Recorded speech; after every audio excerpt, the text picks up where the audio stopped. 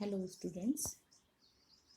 आज हम जो टॉपिक पढ़ेंगे that is coherence requirement for the sources, और इसके अंदर हम पढ़ेंगे coherence of light, types of coherence, then elaboration of the types of the coherence, temporal coherence and temporal coherence के अंदर हम पढ़ेंगे कोहेरेंट लेंथ क्या होती है, coherent time, then spatial coherence क्या होता है, then conditions for sustained interference की इंटरफेरेंस जो सस्टेनेबल रहे उसके लिए क्या क्या कंडीशंस यूज़ होती हैं। ठीक, फिर interference due to thin sheet,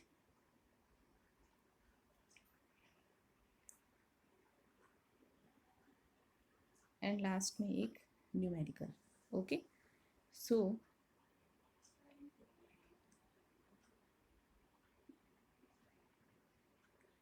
coherence requirements for the sources जो आपके सिलेबस में जो टॉपिक है इसके अंतर्गत ये सब आता है, तो इसमें से कोई भी क्वेश्चन आपके पेपर में आ सकता है। ठीक है, तो सबसे पहले जो कोहेरेंस है, पहले तो कोहेरेंस लाइट क्या है उसके बारे में हम पढ़ेंगे।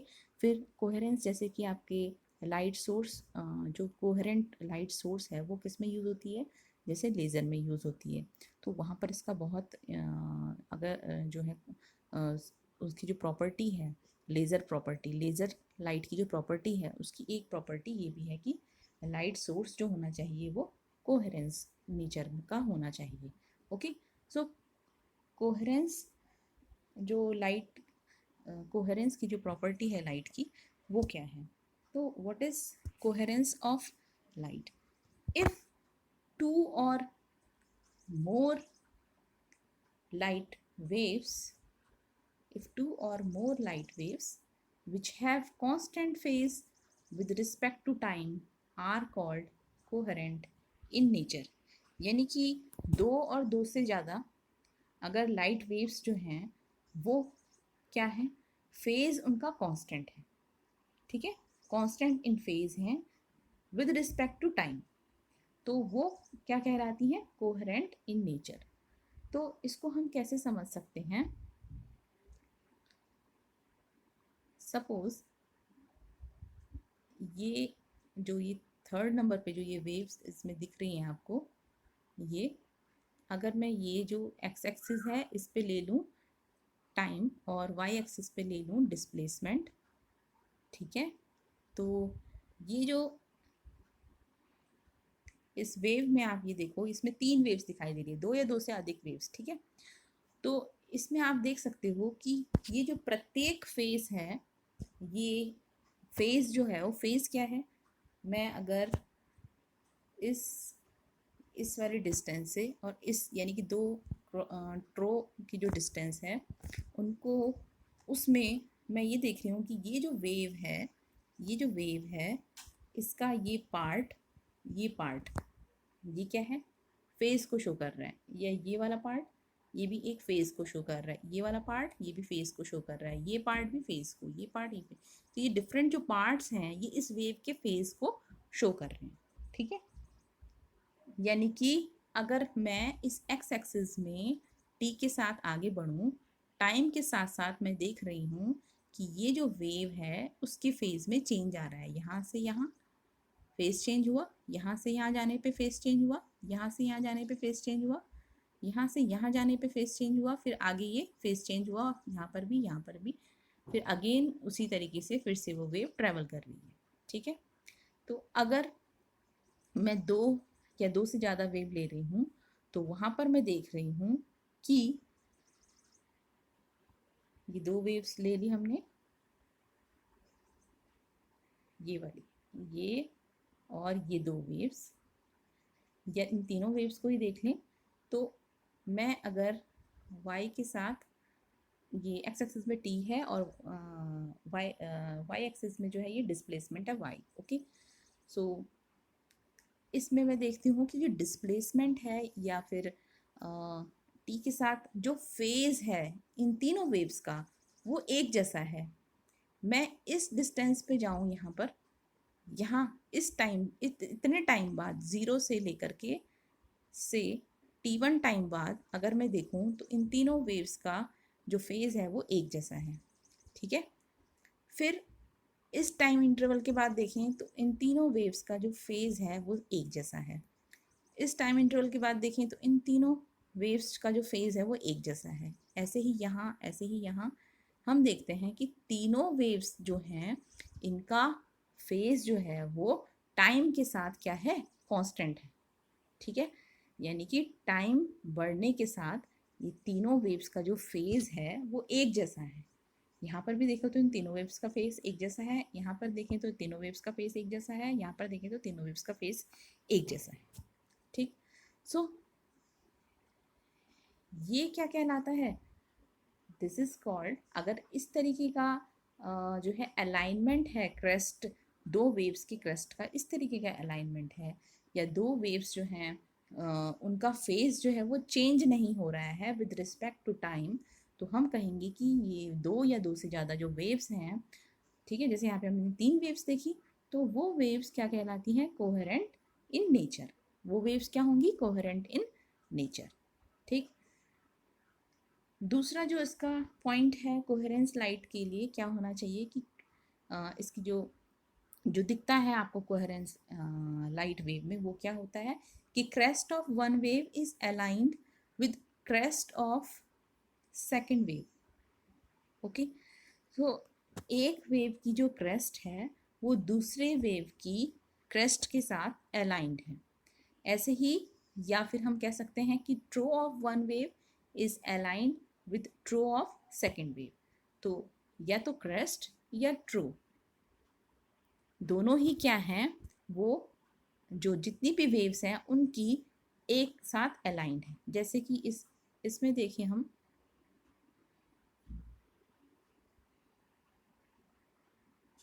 इनकी क्रेस्ट यानी कि इनकी पीक जो है तीनों की, ये ये ये एक ही लाइन में है, एक ही लाइन के अलोंग है। ओके, हम कह सकते हैं कि इनका अलाइनमेंट एक ही है। ऐसे ही ये ट्रोज जो हैं तीनों वेव्स की, ये भी एक ही लाइन के अलाइंड है, ये एक ही लाइन के अलोंग है। ओके, सो हम इनको कह सकते हैं कि ये तीनों जो हैं अलाइंड, एक ही लाइन के अलोंग है। ठीक, तो ये भी प्रॉपर्टी होती है कि लाइट जो है वो क्या है, light waves are coherence. So in this way we can say that two waves are coherent when they have zero or constant phase difference. तो अगर, यानी कि हमने देखा फेज में कोई भी चेंज नहीं हो रहा है, तो हम इसको कह सकते हैं ज़ीरो और कांस्टेंट फेज डिफरेंस।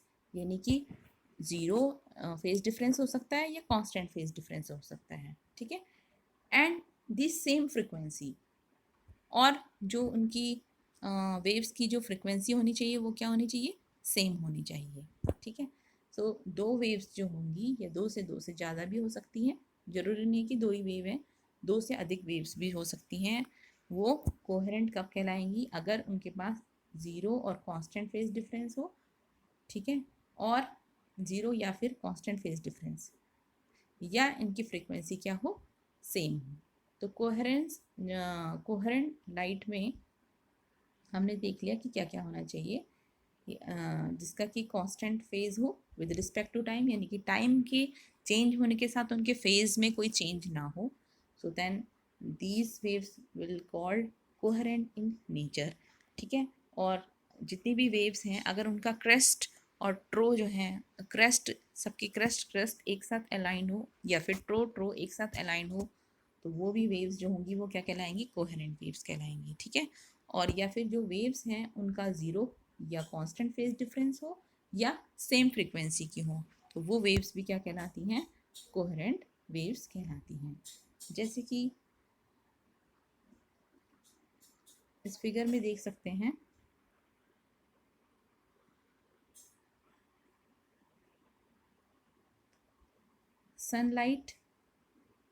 सनलाइट से जितनी भी वेव्स निकल रही हैं they have many different colours. Okay, so many different colours हैं. और ये आप देख सकते हो कि इन इन इन वेव्स में एक वेव ये हो गई, ये वेव हो गई दूसरी, और ये वेव हो गई तीसरी. ठीक है, तो इन अलग अलग वेव को देखें हम, तो टाइम के साथ इनका जो फेज है वो क्या हो रहा है, चेंज हो रहा है. टाइम के साथ देखो इस वेव का और इस वेव का, जो ये ग्रीन वाली वेव है और ये जो ब्लू वाली वेव है, इन दोनों का जो फेज देखो आप, यहाँ पर कुछ और है और यहाँ पर कुछ और है. ठीक है, तो यानी कि टाइम बढ़ने के साथ इनके फेज में डिफरेंस आया है. ठीक है, तो ये वेव्स जो हैं वो कोहेरेंट इन नेचर नहीं है, कोहेरेंट नहीं है. ठीक है, सिमिलरली एलईडी वन कलर यानी कि मोनोक्रोमेटिक, एंड वेव्स मोनोक्रोमेटिक तो हैं बट वेव्स जो हैं वो फेज में नहीं हैं. ठीक है, ये वेव्स भी फेज में नहीं हैं. देख सकते हो आप, ये तीनों की तीनों एलईडी हैं, वन मोनोक्रोमेटिक लाइट है, यानी कि सिंगल वेवलेंथ की लाइट है. ठीक है, तो एक ही कलर की होंगी. तो आप देखोगे कि इस वाली वेव में और इस वाली वेव में ये डिफरेंस है, फेज डिफरेंस. ठीक है, और इनकी जो क्रेस्ट है वो अलाइंड नहीं है. ठीक, so these waves also are not the not coherent light. Okay, similarly यहाँ यहाँ अगर आप देखें तो ये लेज़र लाइट है, वन कलर है, मोनोक्रोमेटिक है, और वेव्स जो हैं वो फेज में है. So these are the coherent lights, क्योंकि ये सब क्या है, फेज में है. अभी हमने इसमें देख लिया था. Now the types of coherence. So there are two types of coherence. First is temporal coherence and second is spatial coherence. So जो temporal coherence है it is related with the time. Okay, तो जब भी आप temporal coherence के बारे में सोचेंगे तो आपको ये ध्यान में रखना है कि ये क्या है, टाइम से रिलेटेड है. It is related with the time. और स्पेशल कोहेरेंस के बारे में जब भी आप ध्यान में रखेंगे तो वो ध्यान में रखेंगे आपकी it is related with the position. Okay, so temporal coherence is related with the time and spatial coherence is related with the position. ठीक, अब ये किस तरीके से वेव्स के केस में किस तरीके से टाइम से और पोजीशन से ये रिलेटेड है ये हम देखेंगे. अब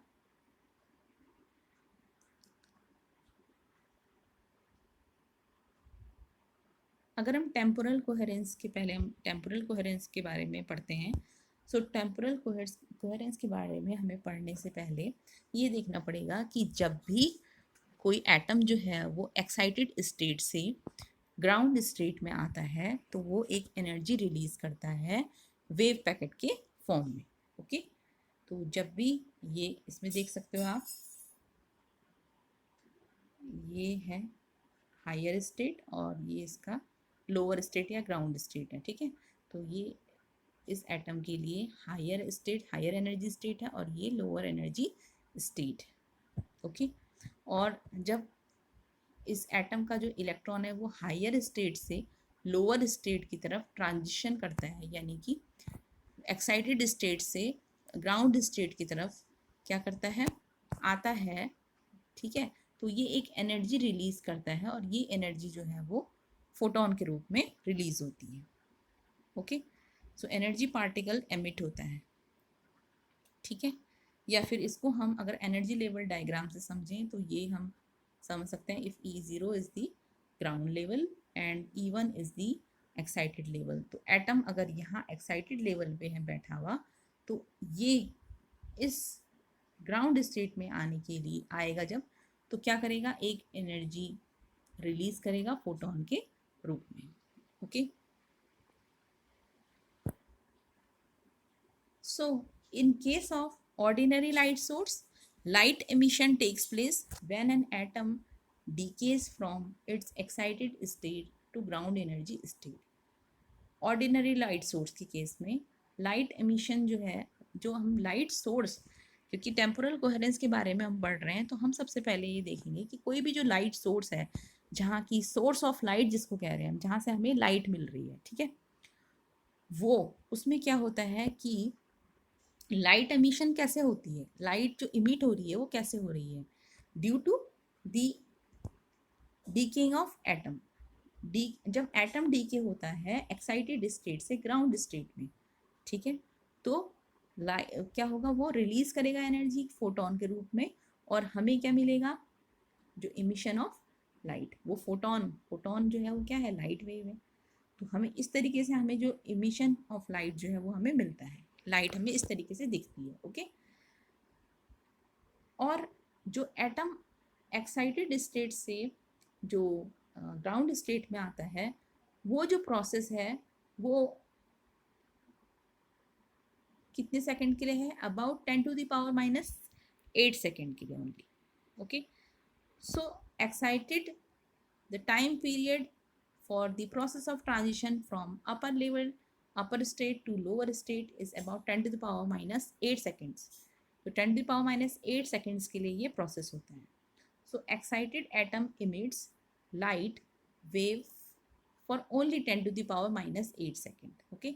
So जो excited atom है वो केवल 10⁻⁻8 सेकेंड तक ही लाइट इमिट करता है, ओके। और इस टाइम पीरियड के लिए ही wave remains continuously harmonic for this period, और इस टाइम इंटरवल के लिए ही वेव जो है वो कंटिन्यूसली हार्मोनिक रहेगी इस पीरियड के लिए, इस टाइम पीरियड के लिए, यानी 10⁻⁻8 सेकेंड के लिए जो लाइट है वो हार्मोनिक नेचर में रहेगी।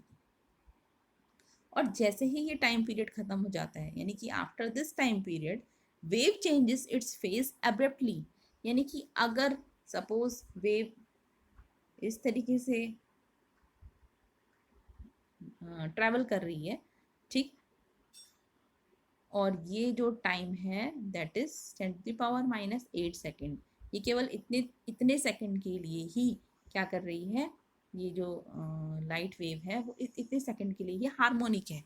इसके बाद एब्रप्टली जो है इसका फेज चेंज हो जाता है, ये ऐसे भी हो सकती है, ठीक है, या फिर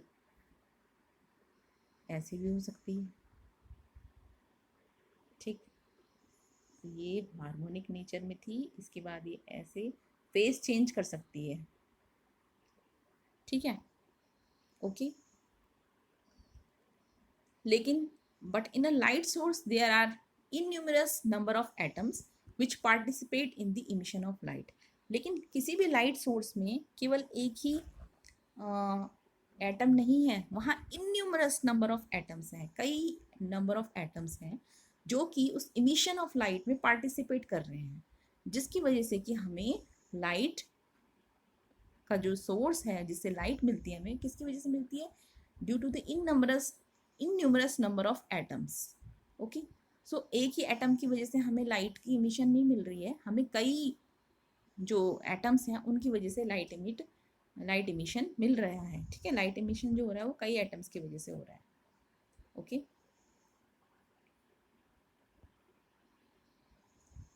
ये सब हम टेम्पोरल कोहेरेंस के लिए पढ़ रहे हैं, ठीक है।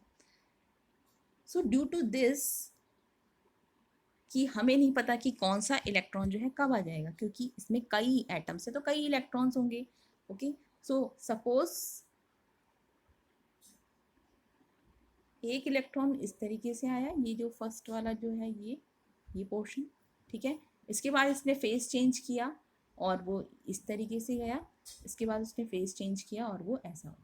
तो आप देखोगे इस टाइम इंटरवल में, इस पर्टिकुलर टाइम इंटरवल में जो एटम का जो इलेक्ट्रॉन है उसका जो फेज है, या ये जो इलेक्ट्रॉन द्वारा जो वेव हुई है जनरेट, उसका जो फेज है वो अलग अलग है, इस टाइम पीरियड में अलग है, इस टाइम पीरियड में अलग है, इस टाइम पीरियड में अलग है। बट इस टाइम पीरियड के लिए ये जो फेज है वो कैसा है, एक जैसा है।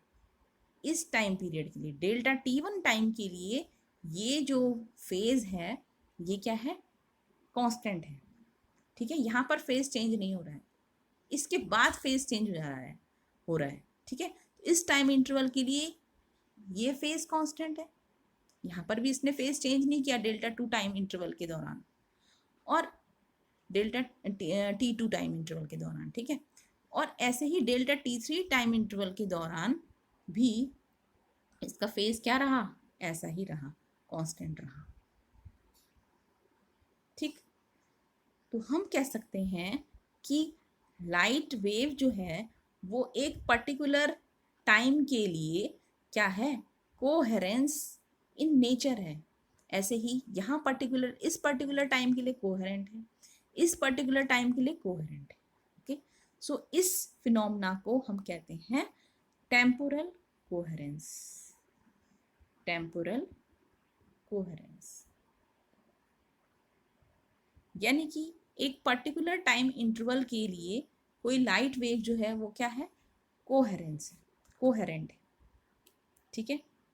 टाइम, इस पर्टिकुलर टाइम इंटरवल के लिए या इस पर्टिकुलर टाइम इंटरवल के अंदर या इससे कम टाइम के लिए भी ये जो लाइट है वो क्या है, कोहेरेंट इन नेचर है, okay.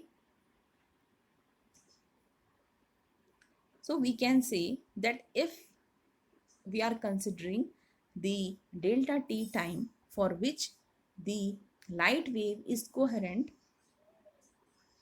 or within this time period the light is coherent. So this type of coherence is called temporal coherence. तो यहाँ पर ये ध्यान रखना है आपको कि इसका टेम्पोरल कोहेरेंस का रिलेशन किससे है, टाइम से है, okay.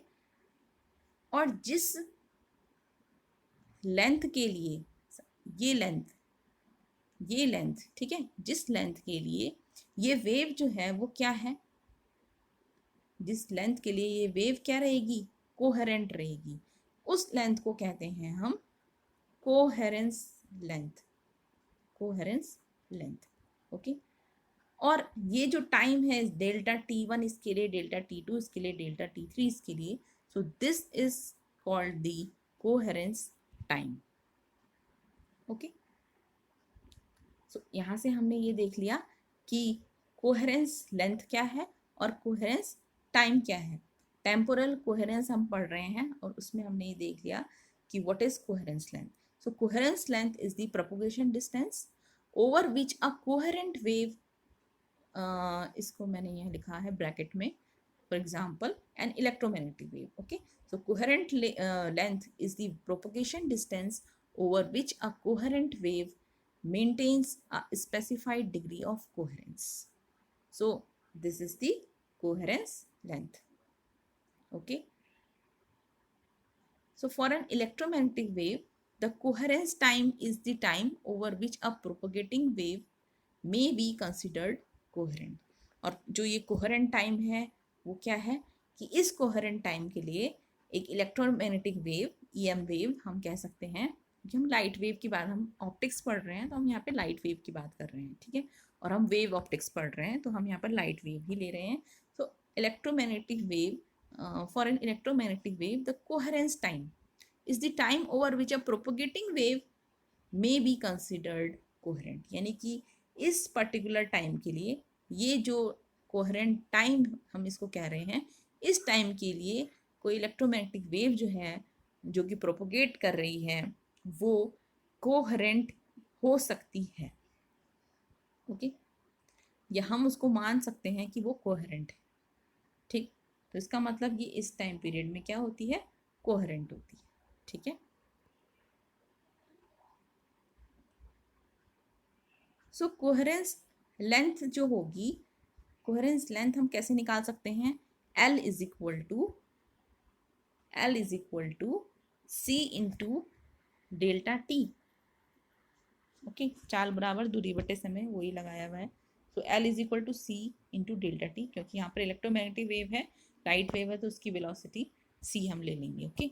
So delta T we know that delta T is equal to what, 1 delta nu, ठीक है, okay. T is inversely proportional to nu होता है।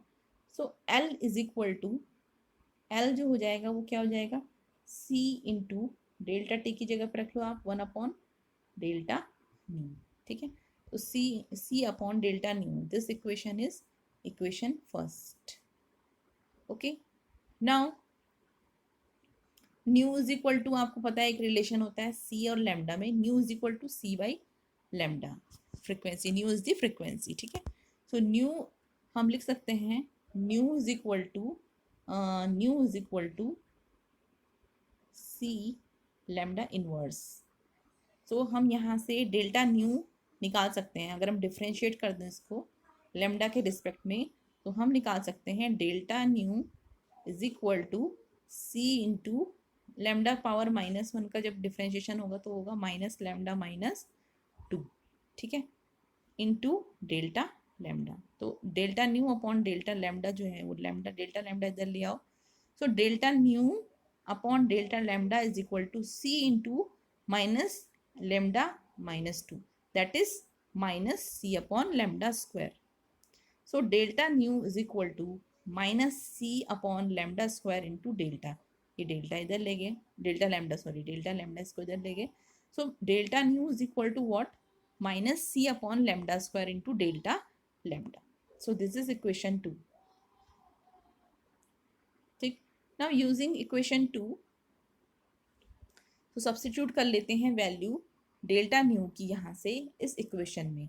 सो L is equal to C into 1 upon delta nu, यानी कि जो delta nu की value है उसको उल्टा कर दो, तो minus delta square lambda square upon C into delta lambda, lambda square upon C into delta lambda, यहाँ से इनवर्स हमें मिल गया, 1 अपॉन डेल्टा न्यू मिल गया मतलब, ठीक है। तो सी से सी कैंसिल्ड आउट हो जाएगा, आपके पास क्या मिलेगा, lambda square upon minus lambda square upon delta lambda मिल रहा है, ठीक है। तो हमें मैग्नीट्यूड चाहिए, तो हम कोहेरेंस, ये जो एल है वो कोहेरेंस लेंथ है, तो इसका मैग्नीट्यूड ले लेंगे। So minus lambda square upon delta lambda का mod, that is lambda square upon delta lambda, ठीक है। सो कोहेरेंस लेंथ यानी कि इस लेंथ के लिए, इस लेंथ के लिए जो है कोई वेव क्या रहेगी, कोहेरेंट रहेगी। इस पर्टिकुलर लेंथ के लिए delta lambda square upon lambda length के लिए कोई जो वेव है वो क्या रहती है, कोहेरेंट रहती है, कोहेरेंट इन नेचर रहेगी, okay. So this is called the coherence length. So coherence length के लिए हमने एक्सप्रेशन निकाल लिया है। अब हम देखते हैं स्पेटियल कोहेरेंस क्या होता है। सो मान लीजिए एक सोर्स है एस, ठीक, और इससे जो है लाइट ट्रेवल कर रही है इस डायरेक्शन में, ठीक है, और यहाँ एक पॉइंट, 2 पॉइंट्स हैं, पॉइंट P1 एंड P2, ठीक। ये P1 और P2 की डिस्टेंस हमने मान ली है x, this is x, okay. So if this is x, so then light wave जो यहाँ से इस सोर्स से इस डायरेक्शन में, इस सोर्सेस डायरेक्शन में ट्रेवल कर रही है, ये लाइट सोर्स जो है किस डिस्टेंस के लिए इस x की किस वैल्यू के लिए जो है वो कोहेरेंट होगी, ओके। सो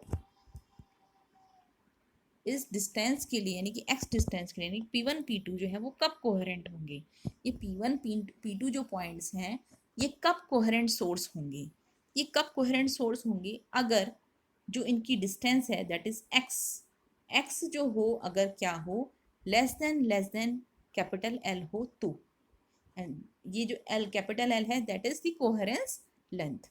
अगर ये डिस्टेंस कोहेरेंस लेंथ से कम है तो P1 और P2 will also be the coherence in nature, okay। so इन दोनों पॉइंट्स का कोहेरेंट होने के लिए जो कंडीशन है वो क्या होनी चाहिए कि इन दोनों पॉइंट्स के जो बीच की डिस्टेंस है वो क्या होनी चाहिए, कोहेरेंस लेंथ से कम होनी चाहिए, कैपिटल L से, जो हमने अभी कैलकुलेट किया था, ओके।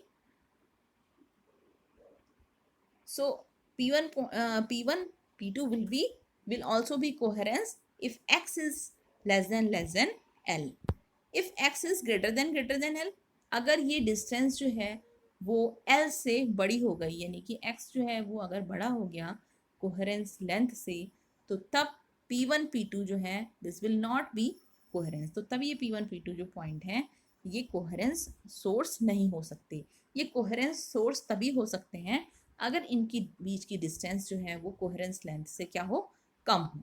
ओके, इसका बहुत ही अच्छा एग्जाम्पल जो है वो है यंग्स डबल स्लिट एक्सपेरिमेंट, जो कि आपने देख लिया है, पढ़ लिया है। सो यंग्स डबल स्लिट एक्सपेरिमेंट में हम क्या करते हैं, एक प्राइमरी सोर्स है ये S, और ये दो स्लिट्स हमने लिए, एक स्लिट यहाँ पर ली है और एक दो स्लिट्स हमने कुछ L डिस्टेंस पे ले ली है। ओके, वहाँ पर हो सकता है हमने कोई और डिस्टेंस मानी हो, लेकिन मैं यहाँ पे ये जो डिस्टेंस मान रही हूँ तो इसको आप यहाँ पर देख लीजिए। सो ये S, ये जो स्लिट है यहाँ पर, इसकी विड्थ सपोज है A। तो ये जो विड्थ है, ये विड्थ जो है, ये this width and this width is suppose A.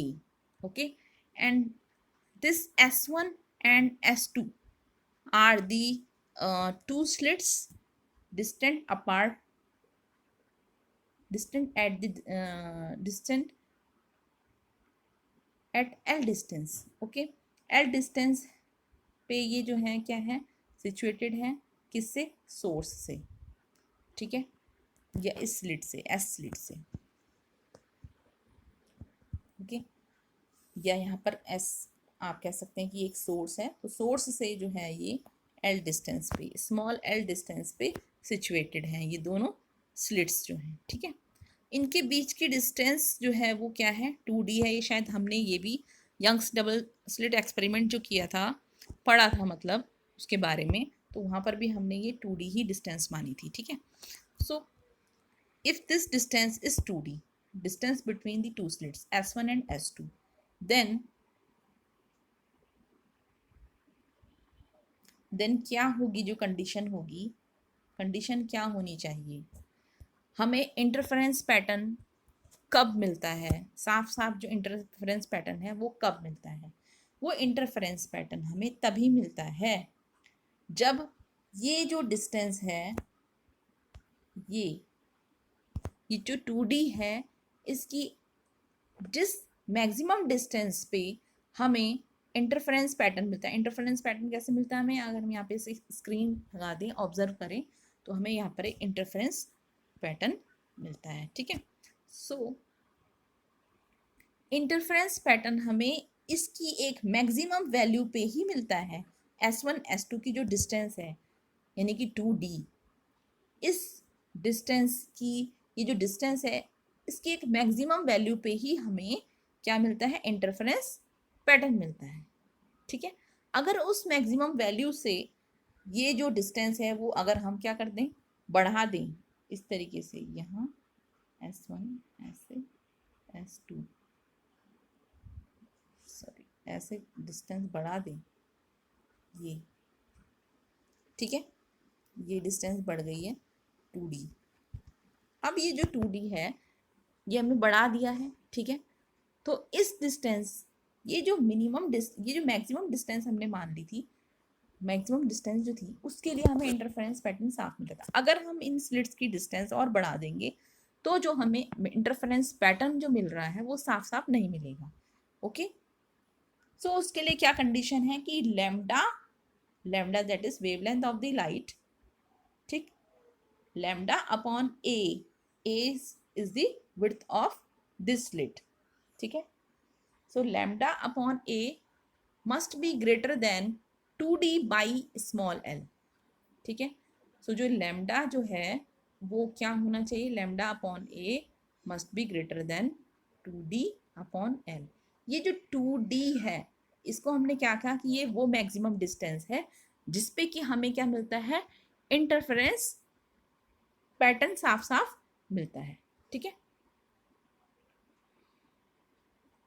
तो उसको हम कह सकते हैं वो मैक्सिमम जो वैल्यू है, that maximum value is what, L maximum, यानी कि जो कोहेरेंस लेंथ, ठीक है।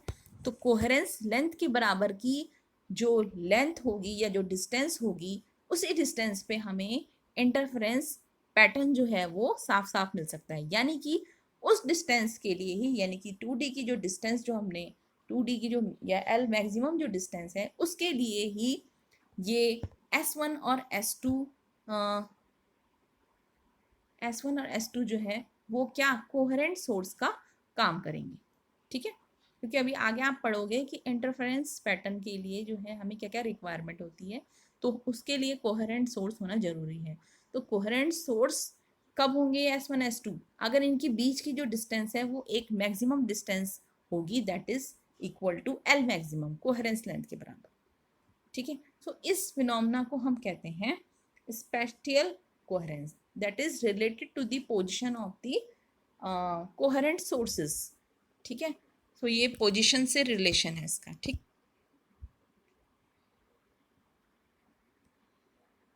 Now conditions for sustain interference.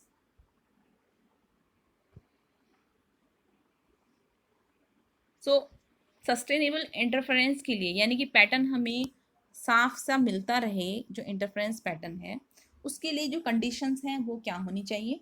सबसे पहले क्या कंडीशन है? First condition is that the two interfering sources must be coherent. ये देखो, ये जो हम पढ़ रहे थे अभी तक, ये वही कि टू इंटरफेयरिंग सोर्सेस जो होने चाहिए, जैसे वहां पर S1 और S2 जो स्लिट से जो सोर्स आ रहा था लाइट का, दैट दीज टू सोर्सेस, उन सोर्सेस की बात कर सकते हैं हम। ठीक है, वैसे तो कहीं जगह पे इंटरफेरेंस होगा, लेकिन यहाँ से आप इमेजिन कर सकते हो कि यंग्स डबल स्लिट एक्सपेरिमेंट में भी क्योंकि इंटरफेरेंस पैटर्न मिल रहा था हमें, तो उन दो सोर्सेस के बारे में सोचो जो S1 और S2 स्लिट से आ रही थी। ठीक है, तो वहां पर आप इमेजिन कर सकते हो कि वो दो इंटरफेयरिंग सोर्सेस जो हैं वो क्या होने चाहिए? कोहेरेंट होने चाहिए, must be coherent. That is, the sources should emit light of the same frequency। यानी कि जो सोर्सेस हैं उनकी जो लाइट इमिट कर रहे हैं वो कैसी फ्रीक्वेंसी की? सेम, उन दोनों की फ्रीक्वेंसी जो होनी चाहिए वो क्या होनी चाहिए? सेम होनी चाहिए। ठीक है, क्योंकि अभी हमने पढ़ा कि कोहेरेंट लाइट क्या होती है? जिनकी की फ्रीक्वेंसी, जिन वेव्स की फ्रीक्वेंसी जो होती है सेम होती है, वो वेव्स आपस में क्या कहलाती है? Coherent in nature.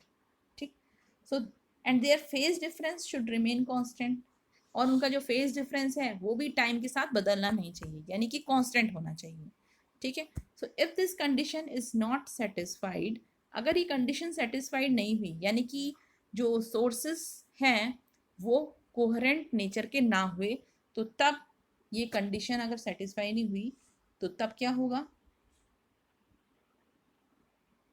The phase difference between the interfering waves will very continuously. तो जो फेज डिफरेंस होगा इंटरफेरिंग वेव्स का, यानी कि S1 और S2, जैसे हम उसमें देख सकते हैं ये दो सोर्सेस थे, तो यहाँ से जो वेव्स आ रही हैं और यहाँ से जो वेव्स आ रही थी, इनका जो इंटरफेरेंस हो रहा है वो हमेशा बदलता रहेगा, और हमेशा बदलने के कारण ये क्या होगा? हमें साफ नहीं दिखाई देगा, इंटरफेरेंस पैटर्न बार बार बदलता रहेगा। तो हमें एक सस्टेन इंटरफेरेंस के लिए क्या होना चाहिए? प्राप्त करने के लिए हमें क्या होना चाहिए? कोहेरेंट होने चाहिए दोनों सोर्सेस। ठीक है,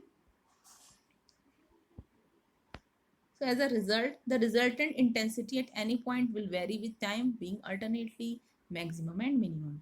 so अगर ये कंडीशन सेटिस्फाई नहीं होती, यानी कि जो सोर्सेज हैं वो कोहेरेंट नेचर के ना हुए, तो इंटेंसिटी जो होगी, जो इंटरफेरेंस पैटर्न मिलता है हमें उससे, जो इंटेंसिटी डिस्ट्रीब्यूशन आपने देखा है, वो इंटेंसिटी डिस्ट्रीब्यूशन कैसी होगी?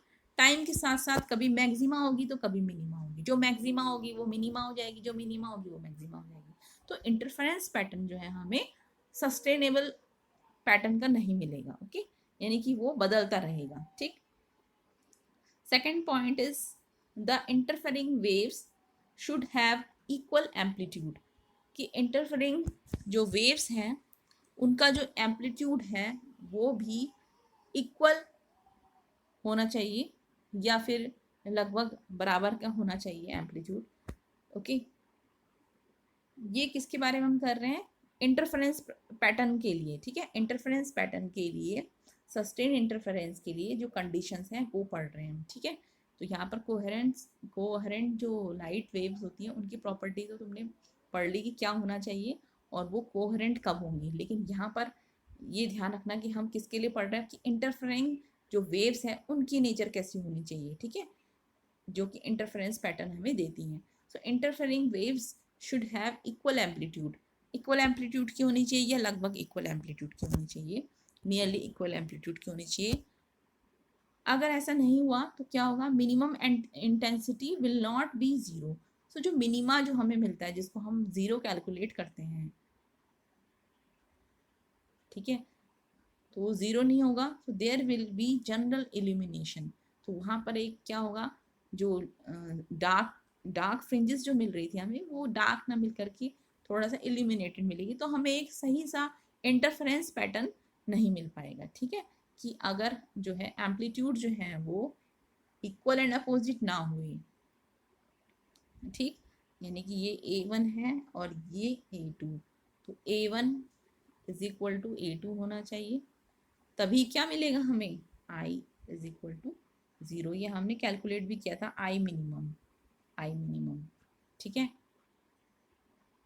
किससे किया था, A1 square plus A2 square plus 2A1 A2, sorry ये हटा दो, A1 A2 कॉस डेल्टा, ये A इज इक्वल टू क्या था, अंडर रूट में ये सब कुछ, तो आई जो है वो is equal to a square, यहीं से निकाल रहे थे हम आई इंटेंसिटी, और मैक्सिमा और मिनिमा भी यहीं से निकाल रहे थे हम डेल्टा की वैल्यूज पुट करके, ठीक है। तीसरा पॉइंट है the two interfering waves must be propagated along the same line, जो दोनों इंटरफेरिंग वेव्स हैं वो भी सेम लाइन के अलोंग जो है उनको प्रोपोगेट करना चाहिए, यानी कि इस तरीके से अगर ये दो इंटरफेरिंग वेव्स हैं तो ये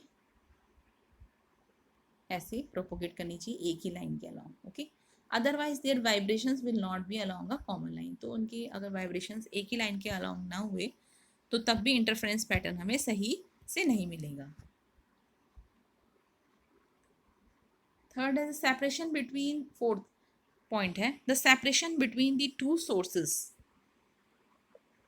जैसे कि हमने वहां पे देखा था यंग्स डबल स्लिट एक्सपेरिमेंट में, ये S1 S2 पॉइंट सोर्सेस के जो बीच की distance, to sources, sorry point sources not, to sources, इनके बीच की जो डिस्टेंस थी, ये डिस्टेंस ये मानी थी हमने क्या, 2D, ओके, तो ये जो डिस्टेंस है, this distance must be as small as possible, तो ये कितनी होनी चाहिए, बहुत छोटी होनी चाहिए, ठीक है, और अभी हमने पढ़ा ये किसकी इक्वल होनी चाहिए, एल मैक्सिमम की, यानी कि कोहेरेंस लेंथ के बराबर, ठीक है, और कोहेरेंस लेंथ की वैल्यू हमने पढ़ी थी क्या होती है, delta lambda upon lambda square, sorry lambda square upon delta lambda, ठीक है, lambda square upon delta lambda, तो उस लेंथ के बराबर जो है वो क्या होनी चाहिए, 2D की डिस्टेंस होनी चाहिए, और वो बहुत ही कम डिस्टेंस है, सो ये लिख रहे हैं कि separation between the two sources must be small as possible. So if this condition is not satisfy, अगर ऐसा नहीं हुआ तो क्या होगा,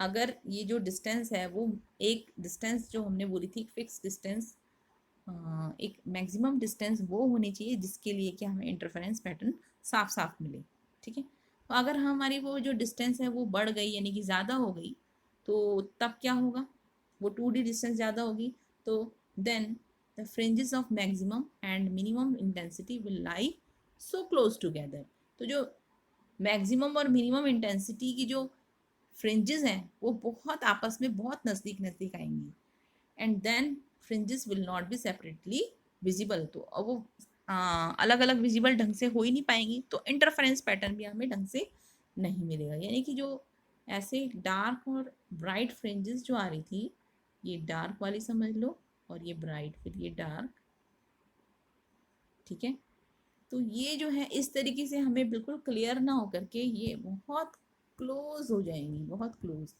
जो कि हमें जो फ्रिंजेस की मैक्सिमा मिनिमा जो है वो बहुत ज़्यादा क्लोज हो जाएंगी और सेपरेटली विजिबल नहीं हो पाएंगी फ्रिंजेस, ठीक है। Fifth, the two sources must be narrow. Sources जो होने चाहिए वो नैरो होने चाहिए। ये फिर से मैं बता देती हूँ ये क्यों पढ़ रहे हैं हम। इंटरफेरेंस पैटर्न को, सस्टेनेबल इंटरफेरेंस पैटर्न जो हमें कब मिल सकते हैं, अगर ये कंडीशंस हो। तो फिफ्थ कंडीशन क्या है कि टू सोर्सेज जो हैं वो कैसे होने चाहिए, नैरो होने चाहिए, ठीक है। और this is due to the reason that a broad source is equivalent to a large number of the fine sources lying side by side, and each pair of these sources will gives it own interference pattern. ये each है, ठीक है, इसको जरा correct कर लेना है। It is not bad, it is each.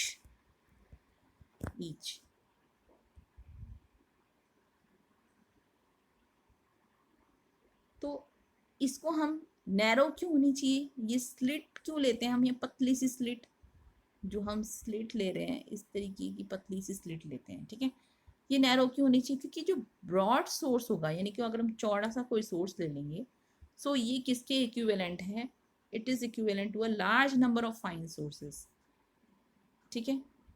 Fine sources जो हैं हम इसको मान सकते हैं कि ये ब्रॉड सोर्स जो है किसकी तरह वर्क करेगा, कई फाइन सोर्सेज को एक साथ अगर हम इकट्ठा कर लें, ठीक है। और each pair of the sources will give its own interference pattern, और प्रत्येक जो सोर्स होगा, फाइन जो सोर्स है, वो अपना अपना अलग इंटरफेरेंस पैटर्न देगा। और जब हमें इतने सारे इंटरफेरेंस पैटर्न मिलेंगे तो हम एक जो पर्टिकुलर इंटरफेरेंस पैटर्न, बहुत सारे एक इंटरफेरेंस पैटर्न ना मिल करके हमें कई इंटरफेरेंस पैटर्न मिलेंगे, ठीक है। और डिफरेंट इंटरफेरेंस पैटर्न की जो फ्रिंजेस होंगी वो क्या हो जाएंगी, ओवरलैप हो जाएंगी, क्योंकि अब हमें एक इंटरफेरेंस पैटर्न ना मिल करके कई इंटरफेरेंस पैटर्न मिल रहे हैं। और कई इंटरफेरेंस पैटर्न मिलने की वजह से क्या होंगी कि उनकी जो फ्रिंजेस हैं वो क्या कर जाएंगी, ओवरलैप कर जाएंगी, ठीक है। और इसके रिजल्ट में क्या होगा कि हमें एक जनरल इल्यूमिनेशन मिलेगा, हमें एक इंटरफेरेंस पैटर्न नहीं मिलेगा, ठीक है। एक जनरल ऐसा उजाला सा मिलेगा बस, तो हमें इंटरफेरेंस पैटर्न नहीं मिल पाएगा। तो उसके लिए क्या कंडीशन है कि sources must be narrow. Sources जो होने चाहिए उनकी विड्थ क्या होनी चाहिए, बहुत कम होनी चाहिए, दैट इज नैरो होनी चाहिए, ठीक है। सिक्स्थ जो कंडीशन है, if the interfering waves are polarised they must be in the same state of polarisation. कि अगर इंटरफेरिंग वेव्स जो हम ले रहे हैं जो कि इंटरफेयर करेंगी और इंटरफेरेंस पैटर्न देंगी, वो वेव्स क्या हैं, अगर पोलराइज्ड हैं तो उनकी जो स्टेट ऑफ पोलराइजेशन होना चाहिए वो भी क्या होना चाहिए, सेम होगा। ये स्टेट ऑफ पोलराइजेशन हम अब पढ़ेंगे जब हम जो ये यूनिट है आपकी ना पोलराइजेशन वाली, उसमें पढ़ेंगे स्टेट ऑफ पोलराइजेशन, ठीक है। और सेवंथ जो पॉइंट है, the background should be dark. Background जो है वो आपकी डार्क होनी चाहिए, ओके। सो ये क्या था, conditions for sustained interference. Condition sustained interference के लिए जो कंडीशंस होनी चाहिए, ये सब कंडीशंस थी, ठीक है। Now interference due to the thin sheet. So thin sheet के कारण जो इंटरफेरेंस है, अगर जैसे हम यंग्स डबल स्लिट एक्सपेरिमेंट देख रहे थे तो सेम वैसे ही है। देखो ये S1 डिस्टेंस है, सॉरी ये S1 स्लिट है, ये S2 स्लिट है, या फिर ये सोर्स आप कह सकते हैं S1 सोर्स S2 सोर्स, ठीक है। स्लिट्स है मतलब यहाँ से सोर्स, लाइट सोर्स आ रहा है, ठीक है। और रेज जो है वो कहाँ पर, हमने केवल लाइट वेव में से जो कि इंटरसेक्टिंग पॉइंट्स हैं जो, उनको अगर हम मिला दें तो हम इनको रेज कह रहे हैं, ठीक है। जो इंटरसेक्टिंग पॉइंट्स हमने कल देखे थे, स्फेरिकल वेव फ्रंट या सिलिंड्रिकल वेव फ्रंट निकल रहा था एक स्लिट से और दूसरी स्लिट से, तो जो ये जो इंटरसेक्टिंग पॉइंट है इनको मिलाएं तो इसको हम ले रहे हैं। ये तो दो हमने रेज ली S1 और S2 स्लिट से आने वाली जो कि P पॉइंट पे इंटरफेरेंस पैटर्न दे रही है, ठीक है। तो अगर मैं S1P के रास्ते में एक क्या लगा दूं, थिन शीट लगा दूं जिसकी की विड्थ क्या है, T है।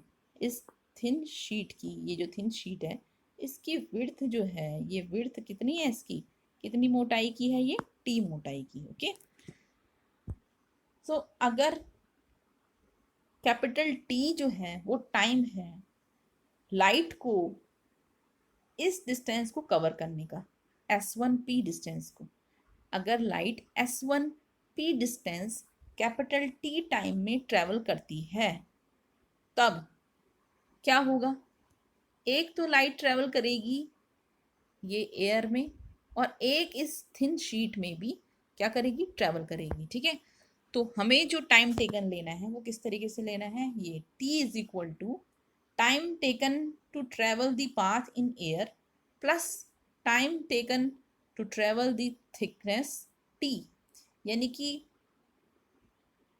जो एयर वाला पाथ है, जो हवा वाला जो ये है इसका पाथ लाइट का, उसको पूरा करने में जितना लगा समय, एक तो हमें वो लिखना है और दूसरा हमें जो टाइम है वो कौन सा लिखना है, टू ट्रेवल दिस थिकनेस, इस थिकनेस को पार करने में जितना समय लगा, तो दैट इज ये। ठीक है, तो माना v जो है वो वेलोसिटी है लाइट की इस टी शीट में, जब टी शीट से अंदर टी शीट में जब ये लाइट ट्रेवल कर रही है तो उसकी वेलोसिटी सपोज वहाँ v है। ठीक है, और वैसे एयर में जो है इसकी वेलोसिटी, एयर या वैक्यूम में हम वेलोसिटी जो लेते हैं सी लेते हैं, स्पीड ऑफ लाइट। ठीक है, सो जो टाइम टेकन है वो हम लिख सकते हैं S1P minus t, time taken to travel the path in air. अब एयर में कितना पाथ है बताओ, एयर में कितना है पाथ, एयर वाला पाथ कितना है, S1 से S1 से P तक चली जो लाइट, उसमें से ये वाली ये जो मोटाई है ये हटा दो, तो कितना बचा, S1P में से T हटा दो, यानी S1P माइनस T।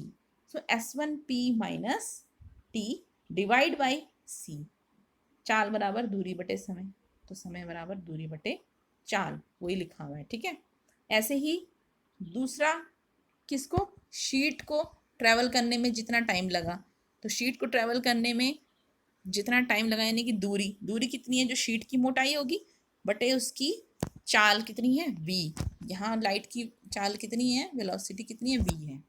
ठीक है, so S1P minus t upon c plus t upon v, तो t is equal to S1P minus t upon c plus इस v को हमने लिख दिया यहाँ से म्यू इज इक्वल टू, आप जानते हो म्यू इज इक्वल टू क्या होता है, c बाय v।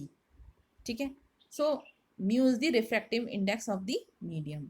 सो इस म्यू से हम इस v की वैल्यू निकाल सकते हैं, यहाँ से v इज इक्वल टू कितना हो जाएगा, c बाय म्यू, तो ये लिख दिया हमने, ये हम इसलिए कर रहे हैं ताकि ये पूरी इक्वेशन c के टर्म्स में आ जाए, तो t by c into mu, so t is equal to S1P minus t plus t mu upon c, ये सब एक साथ लिख लेंगे ऊपर वाला पार्ट, तो S1P minus t plus t mu by c।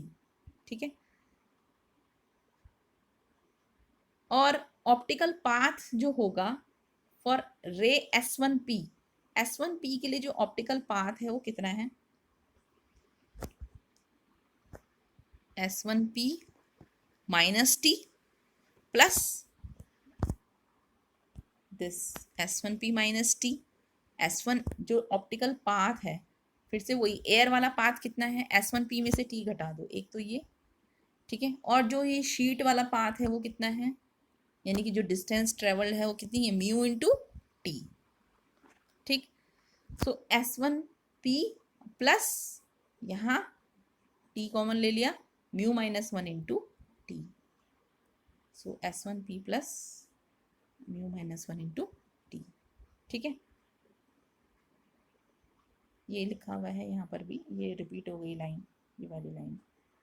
ठीक है, सो पाथ डिफरेंस अब निकालें, अगर हम पहले भी पाथ डिफरेंस निकाल रहे थे पिछले उसमें, जब तुमने पढ़ा था यंग स्टेबल स्लिट एक्सपेरिमेंट में, तो हमने पाथ डिफरेंस सिंपल निकाल लिया था S2P माइनस S1P, बट वहाँ पर कोई थिन शीट, ये ऐसी शीट हमने कोई लगाई नहीं थी टी मोटाई की। यहाँ पर हमने क्या इंट्रोड्यूस कर दी, एक शीट इंट्रोड्यूस कर ली है, ठीक है। तो उसकी वजह से अब जो पाथ डिफरेंस है वो कितना होगा, S2P माइनस S1P। और S1P की जगह पे हम क्या लिखेंगे, S1P की जगह पे हम लिखेंगे ये ऑप्टिकल पाथ फॉर S1P कितना, S1P plus mu minus 1 into T, ठीक है। तो S1P की जगह पे जो हम कल तक हम जो Young's double slit experiment simple लिख रहे थे, वो अब हम S1P की जगह पे S1P ना लिख करके क्या लिखेंगे, S1P plus mu minus 1 into T. So S2P minus S1P, और ये माइनस हो जाएगा minus mu minus 1 into T, ठीक है। सो S2P माइनस S1P ये हम कैलकुलेट कर चुके हैं। पाथ डिफरेंस कल के लेक्चर में हमने कर लिया था। ये S2P माइनस S1P वो कितना आता है, 2y small d upon capital D, ठीक है। ये आप कल के लेक्चर में देख लेना, ये क्वेश्चन जरूर देख लेना। 2y small d upon capital D आता है, तो वो वैल्यू हमने वहां से पुट कर ली। S2P minus S1P is this 2y small d upon capital D minus mu minus 1 into T. So nth maxima के लिए, मैक्सिमा मतलब ब्राइट फ्रिंजेस की बात जब हम करते हैं, ठीक है, वहां पे मैक्सिमा मिलता है हमें। सो nth मैक्सिमा के लिए जो पाथ डिफरेंस होगा, ये पाथ डिफरेंस दोबारा आ गया, पाथ डिफरेंस जो होगा that should be the order of n lambda. ये भी हमने पढ़ा है जब ब्राइट फ्रिंजेस के लिए हमने कैलकुलेट किया था पाथ डिफरेंस, तो वो आता है delta is equal to n lambda, delta is equal to n lambda, ठीक है। सो वहां से आ जाएगा आपका 2yd अपॉन अपॉन डी हो गई,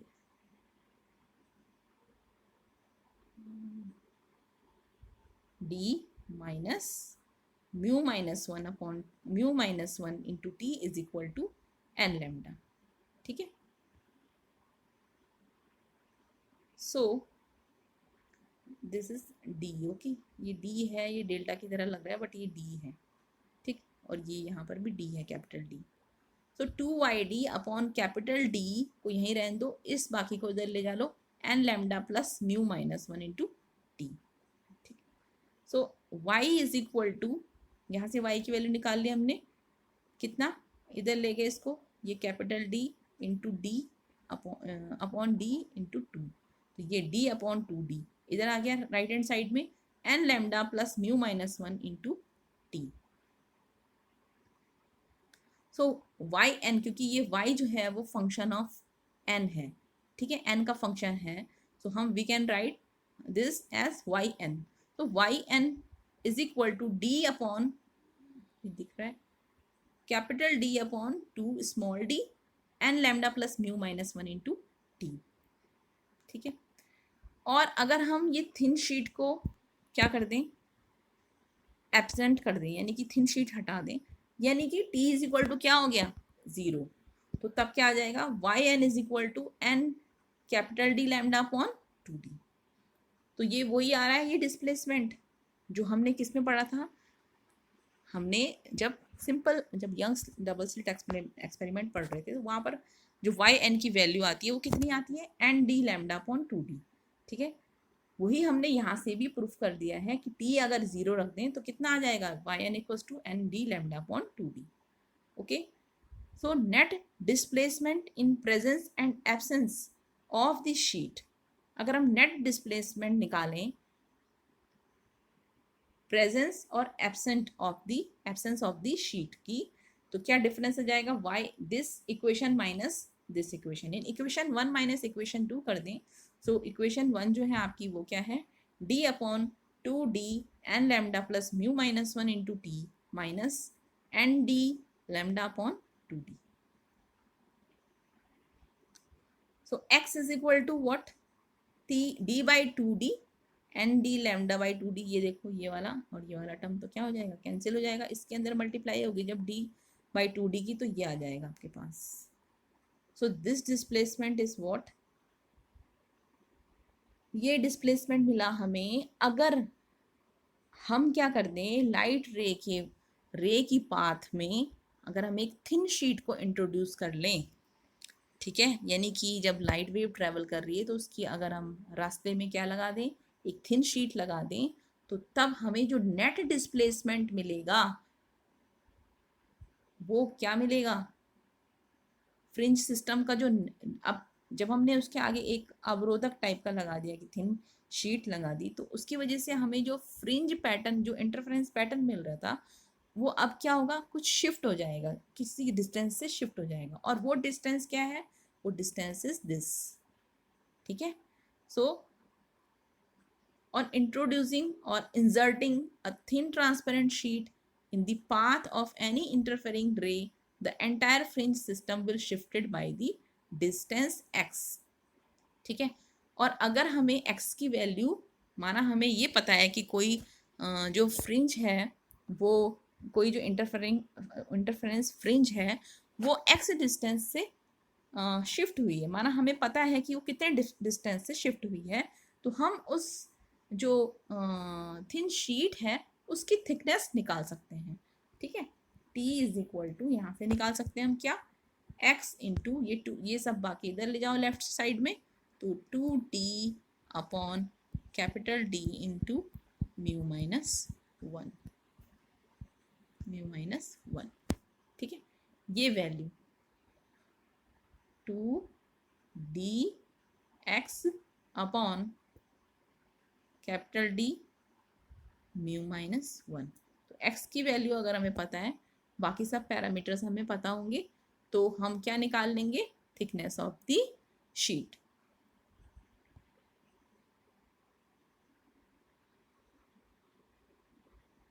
ओके,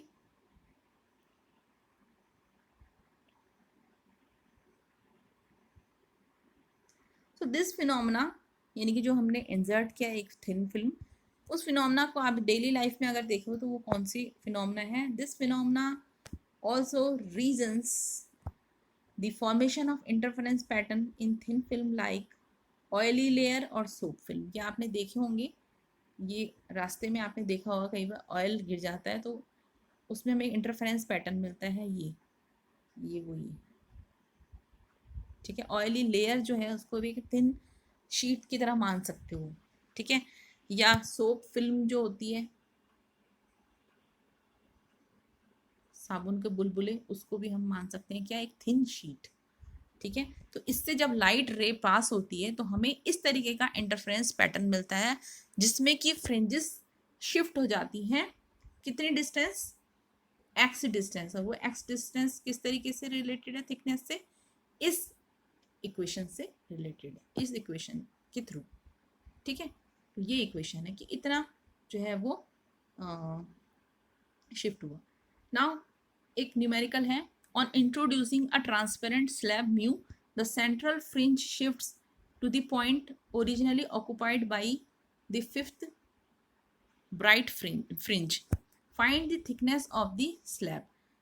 हमने इसमें यहाँ पर एक क्वेश्चन में क्या है कि एक ट्रांसपेरेंट स्लैब है जिसका कि रिफ्रैक्टिव इंडेक्स म्यू है, उसको वो क्या करता है, जब हमने ये इंट्रोड्यूस करवाया, यानी कि अगर ये लाइट रे के पाथ में अगर ट्रांसपेरेंट स्लैब लगा दिया हमने, तो जो सेंट्रल फ्रिंज है वो शिफ्ट हो जाती है to the point originally occupied by the fifth bright fringe. ये फिफ्थ ब्राइट फ्रिंज पर चली जाती है, जो ओरिजिनली जो फिफ्थ ब्राइट फ्रिंज मिली थी हमें वहां पर चली गई। ओके, तो हमें क्या निकालना है, thickness of the slab. So path, इसका सॉल्यूशन ये है कि path difference between fifth bright fringe जो होगी वो होगी क्या, एन लैम्डा, यानी कि n is the order of the fringe. So fifth bright fringe की बात कर रहे हैं तो एन क्या हो गया, 5 हो गया। तो delta is equal to path difference, हमें पता है कितना होता है, एन लैम्डा होता है ब्राइट फ्रिंज के लिए, तो यहाँ ब्राइट फ्रिंज पे शिफ्ट हुआ ये, इसलिए हम क्या ले रहे हैं, डिफरेंस, पाथ डिफरेंस वो वाला, कौन सा, ब्राइट फ्रिंज वाला, तो एन लैम्डा यानी कि 5 lambda. Okay, and path difference introduced due to the insertion of the slab, this is t into mu minus 1। जैसे हमने ऊपर भी देखा था, जो path difference या जो path traveled, ठीक है, या ऑप्टिकल पाथ जो था वो कितना आया था, t into mu minus 1 due to the insertion of the thin sheet. ठीक है, यहाँ पे थिन शीट की जगह पे क्या है, स्लैब है, तो स्लैब के इंट्रोड्यूस करवाने से जो ऑप्टिकल पाथ है वो कितना हो गया, T into mu minus one. ठीक, तो T into mu minus one को लिख सकते हैं हम, यानी कि जो पाथ डिफरेंस है T into mu minus one वो किसके इक्वल है, 5 लैम्डा के बराबर। ठीक है, तो टी जो थिकनेस आ गई वो कितनी आ गई, 5 lambda upon mu minus one. So अगर हमें लैम्डा पता है 5 lambda upon mu minus one, तो अगर हमें लैम्डा पता है, ठीक है, म्यू पता है, तो आराम से हम क्या निकाल सकते हैं, थिकनेस निकाल सकते हैं इस स्लैब की। ठीक, तो इस तरीके के क्वेश्चन भी आ सकते हैं न्यूमेरिकल। ओके, तो आज के लिए इतना ही।